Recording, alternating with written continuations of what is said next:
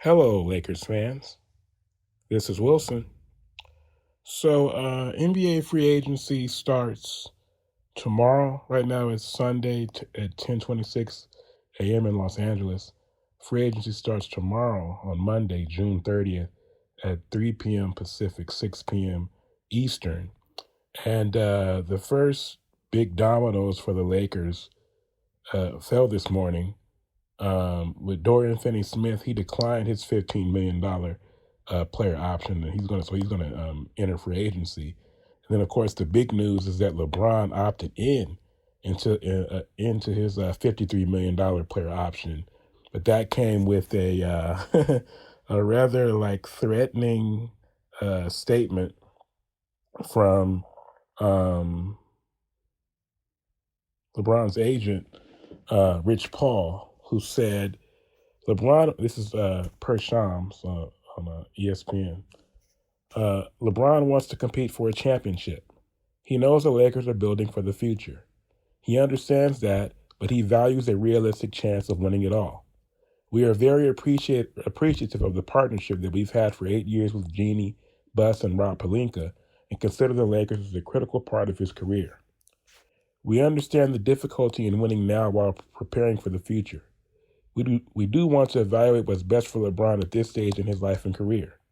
He wants to make every season he has left count, and the Lakers understand that, are supportive, and want what's best for him. So that's definitely an interesting statement. Now, if you're familiar with LeBron and Rich, you know that they do this every year. Basically, they make basically a threat that says that basically if the Lakers the Lakers better watch it if they don't make the right moves, or if they don't make moves that LeBron thinks is putting the roster in the best place to compete for a championship, then LeBron can look elsewhere to finish his career. Um, what's different about it this year? Number one is that usually LeBron opts out and signs a 1+1, and this time he didn't. He opted in. And what's also different about it is that if you look at the Eastern Conference where LeBron once dominated, making the finals 8 years in a row, with all the injuries, you have Boston without Tatum, and they traded away Holiday and Porzingis, so they've pretty much decided they're going to punt on next season and save some money. You have Milwaukee. They still have Giannis right now. He hasn't officially been put on the trade market, but no Dame Lillard there. I mean, they weren't even good with Dame, really, right? Not that. I mean, they were a playoff team. That's about it. Losing the first round 2 years in a row, and Dame tore his Achilles, so he's not going to play next season. Then you have Indiana, who just lost in Game 7 of the finals, but Halliburton tore his Achilles in Game 7, so he's not going to play next season. So you look at the East right now, and it's you're looking at the Knicks, you're looking at the Knicks, you're looking at Cleveland, and you're looking at Orlando, right? As I think Orlando will take a step up. You're looking at those three teams as the top three teams in the Eastern Conference. That is pretty much, you can call it wide open, or you can say that it's a 2 or 2.5 team race. Obviously, Cleveland and the Knicks will be the two favorites. But I mean, that's something that possibly LeBron looks at and is rather enticing to him. Knowing, I mean, if he could force a trade to New York or to Cleveland, I think it would be. I don't know. I mean, I think, could we get Jared Allen? I mean, obviously the contract would have to match. Allen's not making $53 million a year. But could we get Jared Allen, DeAndre Hunter, and one other piece if we gave them LeBron? The Knicks, could we get McCall and shoot one other big money pieces? They probably wouldn't give us McCall and Josh. Could we get Ananobi and McBride? I mean, I don't know. We have to make it work. But for sure, you would have to say that at this point in his career, if LeBron's main interest is winning a fifth championship, it'd be way easier to get there playing in the East than it would be playing in the West. When you have all these good teams in the West, and the West only, you know, uh, figures to get better, right? Got to think San Antonio is going to be in the playoffs next year, right? Uh, it would be. I mean, it's in LeBron's best interest to go and finish his career back in the East. You know, because then I mean, if LeBron goes to either one of those teams, I mean, they're pretty much Cleveland or New York. They're pretty much all. You know, you have to think. I mean, I would say especially if he goes to New York. I mean, if LeBron goes to the Knicks, they're you know they're damn near locked to make the finals.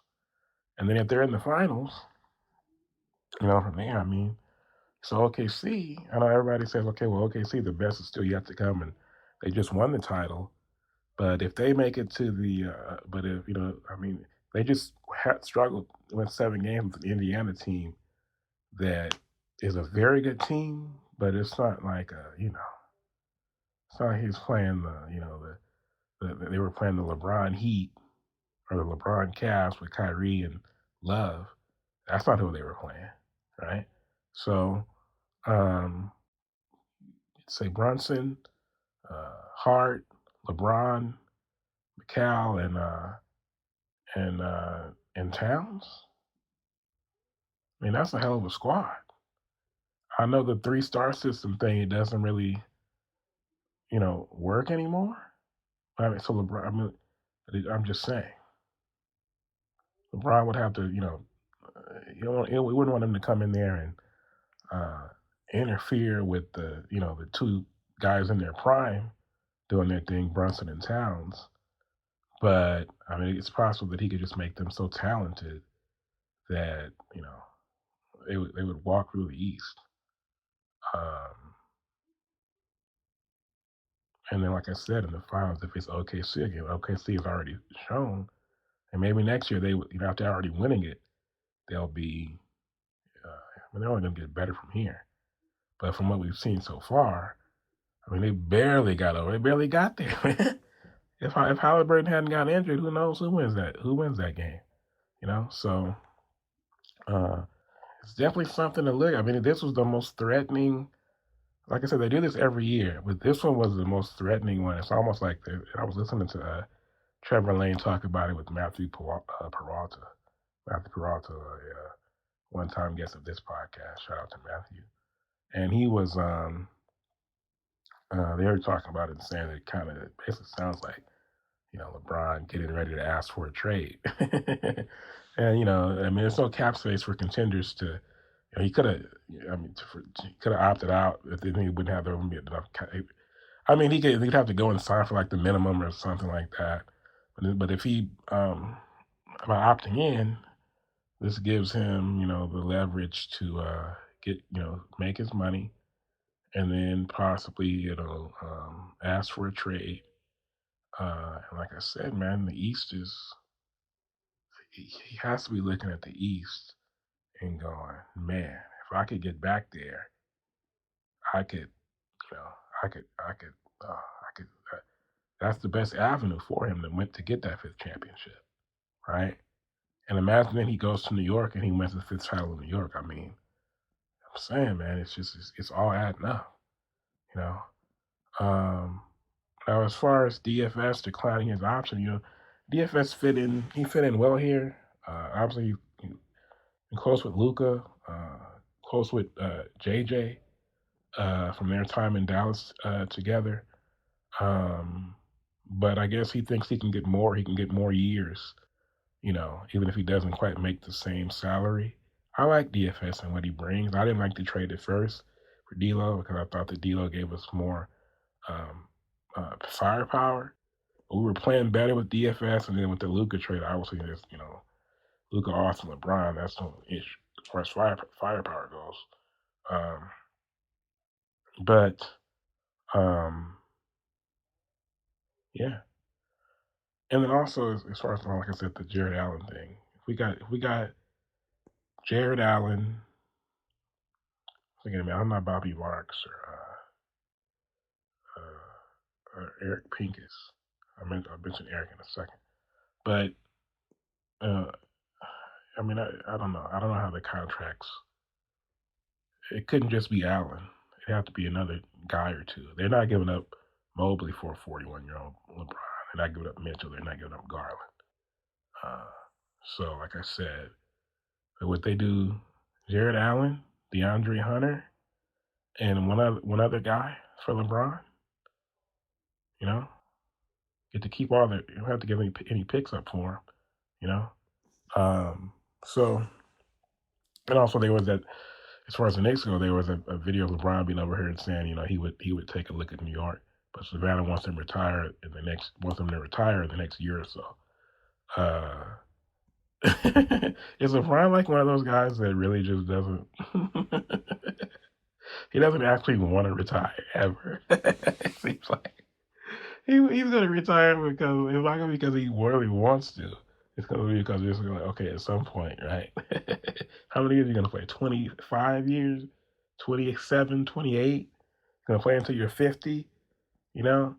Uh, but yeah, man, it's interesting. And then as I mentioned elsewhere, as far as I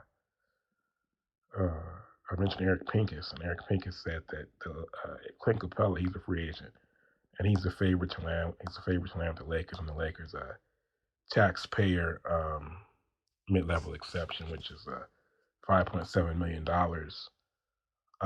Also, the Lakers signed Julian Reese, that's Andrew Reese's brother, to an undrafted rookie deal.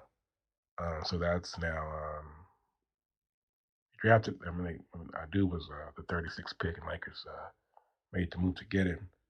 And then you also have, as I mentioned last episode, you have R.J. Davis from North Carolina, Eric Dixon from Villanova, and now Julian Reese from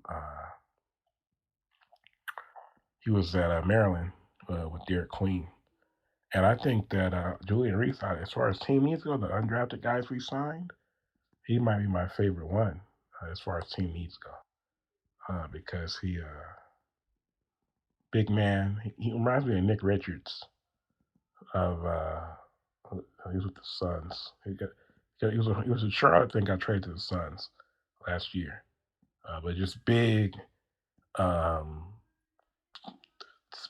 body type, not a one of these lob threat type guys as much. I would say maybe Nick Richards is, but I think of those guys like being a Capella, a Nick Claxton, those type of guys. Richards strikes me as somebody more like a Daniel Gafford type than the other kid. What's the other kid's name from from Dallas? The big man, Derek Lively. I think they're a little bit different. Uh, Maybe Richard's a little bit more grounded, a little bit not as much of a, I guess there's a lob threat, but I still like him, and I think Reese reminds me of. That's what he reminds me of. Is Nick Richards. So I like that signing for the Lakers. Um, as I transition here, because I forgot to talk about this in the last episode, which was just a couple days ago. But there's been a lot of talk this week in the last couple of weeks, I guess, about this whole Kobe versus T Mac thing. Of course, T Mac he was on a podcast. I think was he on ESPN? I think, and he said that if he had gotten to play with Shaq, he would be an NBA champion, right? Now, T Mac is someone who, and then you had Arenas up there with his guys, and they were saying that basically Kobe versus T Mac was a real argument back in the day when they were young, and you had Nick Young, Nick Young is like a year or two older than me, And he was saying, and Nick Young basically took issue with that and got kind of heated about it. But he mainly got heated because I guess the other guys are, Nick is a laid back guy, and the other guys were kind of like trying to force their opinion on him. But regardless, the fact of the matter is that absolutely, I was there. I remember. I was all about ball between 2000 and 2002, 2003. That was like the peak of my basketball fandom. And I can say without a shadow of a doubt, Kobe versus T Mac was absolutely a debate between 2001 and 2003. Uh, and I would say with each year, it, uh, it took a while because Kobe came in to more coming to the Lakers. It kind of, even though McGrady was drafted higher than Kobe was drafted. It was it was a year after McGrady. McGrady was drafted in '97. Kobe was drafted in '96. McGrady, I don't remember exactly what pick McGrady was, but Kobe was picked 13th. McGrady was picked higher than that. And um, but Kobe came in with more fanfare because he came in with the Lakers, and almost from the start, you know, the legend begins to grow. And of course, as a rookie, he shoots 4 air balls, and then '98 he started in the All Star game. 2000 he wins the first championship.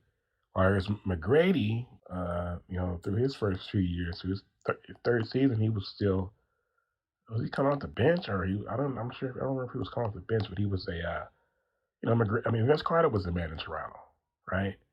And McGrady was just like his talent, like a talented guy coming up. Averaged like 15 points a game that third year. Then he goes to Orlando as a free agent with Grant Hill. Everybody thinking that they're going to be like the next Jordan and Pippen. But Grant Hill was suspected to be the Jordan, and McGrady was thought of as the Pippen. And of course, then, Grant Hill gets hurt. He was already, he'd broken his foot in Detroit. He gets to Orlando. He's not, the injuries just, they don't stop for years, right? Basically, they're what they wanted to be. It never materialized because Hill was always hurt. So that first year, McGrady, that breakout year, averages 26.8 points a game. People realize, oh, this guy is really something. And so, 2001, 2002, I remember Charles Barkley was probably the only person, I can remember Barkley saying that he would, it was, like 2001, 2002, and he would actually put McGrady ahead of Kobe. I think it was something either because of that McGrady, you could post McGrady up, or McGrady could post you up. It was some type of advantage that he gave to McGrady over Kobe back then. Now by 2003, that's when really everybody had kind of caught on, and it was like, oh, this McGrady guy is like right. And I always remember when I was watching the sports reporters. Back then I was a huge Kobe stan, right? I was a kid. I was like, shoot. Back then I was like, 2000 to 2003, I was 12 to 15 years old, right? So I was peak basketball stan. This is before I was on the internet, right? So I mean, it was natural just arguing, with whoever I could talk to, right, about it. But Dan Lebertard is on the sports reporters, and he looks into the camera. This is at the start of the 2002-2003 season. All right, so Shaq had missed the first 12 games of the season. This is after we had just three-peated, and Shaq had missed the first 12 games of the 2003 season, right? And Shaq gets up. I'm sorry, he missed the first 12 games of the season, and I think it was a toe surgery. I think it was, and he missed the first 12 games. And Kobe had come in. He knew Shaq was going to miss the start of the season. He had bulked up. If you go back and look at those games at the start of that season, Kobe looked like a bodybuilder, right? And so he bulks up and he comes out the season. There's no Shaq, and he's kind of struggling, shooting somewhere, 40%, give or take, around there from the field. Right, he wasn't shooting well. Now, of course, uh, when you got that big fella in the middle, it makes a huge difference, right? And um, I was talking to Jason Wolf about it, my friend Jason Wolf about it once about Penny. And Penny was like a 50% field goal shooter with Shaq, and then Shaq leaves, and the next season he's like 44%. And Jason goes, well, yeah, well, it takes some time to adjust to not having the big fella in the middle, and that's true. And I think that Kobe came out, he was too strong physically, and that hurt, and also not having that big fella, you had to make that adjustment. But he was struggling with his shot. I always remember LeBron being on the sports reporters and looking into the camera and going, he goes, Tracy McGrady is better than Kobe Bryant, right? And I hated Dan for years for saying that. I remember the one Lakers game I ever went to, uh, which might sound odd as much as I've loved the Lakers over the years. I've only been to one Lakers game, and it was that same season, 2002, 2003. I think it was February. It was in the middle of Kobe's 9-game, 40-point streak. They played the Knicks. Shaq did not play because he I guess might have been the toe or whatever it was. He missed 15 games that season, 12 at the start of the game, then a few more the rest of the season. And that was one of them. They played the Knicks. Kobe had 40 exactly. Allen Houston had 53, a career high. If you look at the game on YouTube, it's on there, the highlights. It seemed like Houston didn't hit the net all night. And I remember we were leaving the game, and we were walking to the truck with me and my dad. And I was telling my dad about what LeBron said. And my dad goes, you really shouldn't worry about that type of stuff so much, Anthony. Well, that's how I was back then, So I remember vividly that absolutely McGrady versus Kobe, it was an argument, and it was an argument that grew with each passing year to the point that in 2003, it was something that was more widely discussed, right? And it was valid at that time. McGrady was a special player in Orlando. He was unforgettable. Just like young Penny was unforgettable in Orlando, you never forget it how good he was. Young McGrady was the same way. 6'8", but probably taller, probably 6'10". Handles, shot, played a floor game, rebounds and assists, defended when he wanted to. You know, um, everything that Kobe could do, McGrady could do it. Now, would he do it? I saw an analogy. Who made it? I forget who said it. But they were saying that basically McGrady was a building that went up to the 100th floor and he only got to the 70th floor. And Kobe was a building that went up to the 90th floor, but he reached all 90 floors. I thought that was just a brilliant analogy. McGrady was a little bit bigger, and probably, I always say Kobe, A-plus athletes, that's like Jordan, Braun, Vince Carter. Then like an A would be like McGrady, A- would be like Kobe. So McGrady, a little bit more athletic, he's bigger, a little bit, 6'8" instead of 6'6", and could do everything that Kobe could do, but didn't have the same will. I don't think he had the same work ethic. And I think that was the difference. Now, the question is, as to McGrady's claim that if he had played with Shaq, I think for sure in 2001, they could have done it. Do they go 15-1? I don't know, but that team was so good, and Shaq was so great, and they had already won one the year before. I think if you slide McGrady in there on that exact team, that's probably a team that can still, they probably win it all. And if they win 3 straight, I don't know about that because those other 2 years were difficult, and McGrady's weakness is that he wasn't as like mentally tough as Kobe was.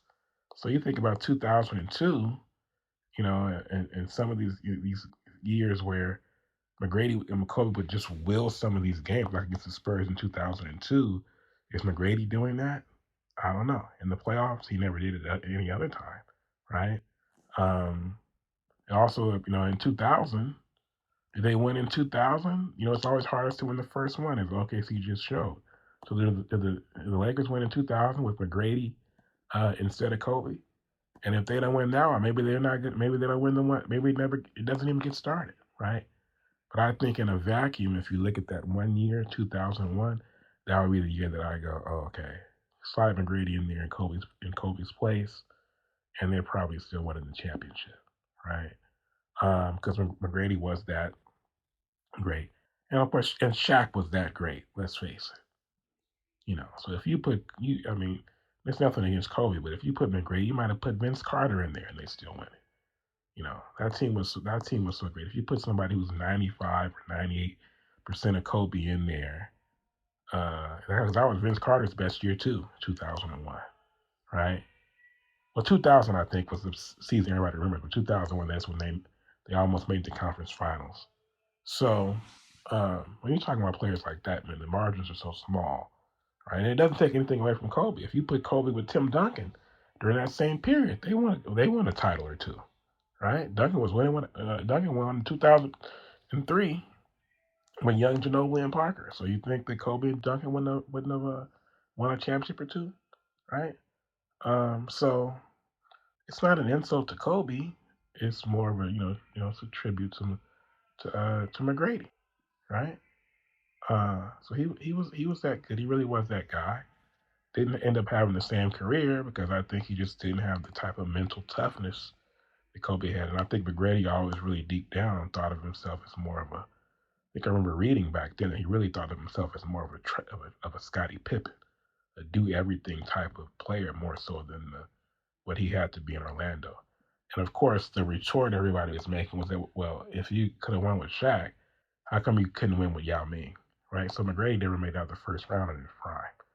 He only made out the first round when he was basically like the 15th man, basically on the Spurs later in his career. So um, it is what it is. I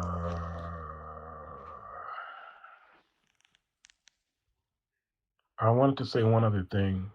I wanted to apologize for some misreporting I made last week because I was under the impression that Jim Lampley was going to be the blow-by-blow man for Canelo Crawford alongside color man Max Kellerman and whoever the third man is going to be. That was incorrect. I don't know. I mean, I saw somebody say that, and I saw Max up there, and I just kind of got my signals crossed. Max is going to be one of the color guys, but Jim is not going to be a part of the broadcast, unfortunately. So I gave Dana White too much credit. I saw somebody say that that basically because I was giving Dana all types of credit. Seemed like maybe the turkey he wanted.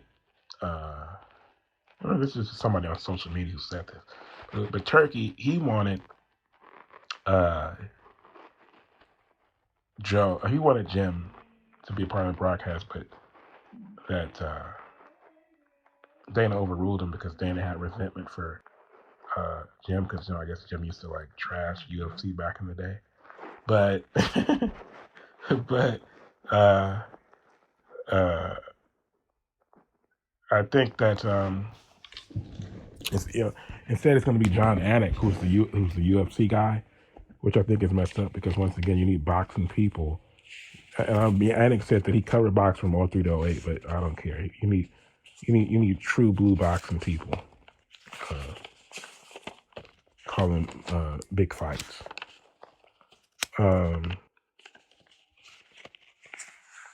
Shoot. Yeah, so Dana, you actually suck, bro. I take back all the nice things that I said. Of course, this was just some guy on like I said on social media. He probably didn't know what the hell he was talking about, but it sounded right, right? It sounded like it made like it made sense, right? All right, so before I get out of here,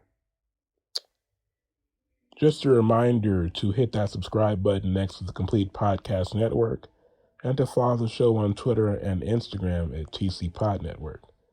You can also send feedback and mailbag questions to CompleteLakersPodcast at gmail.com. I am out.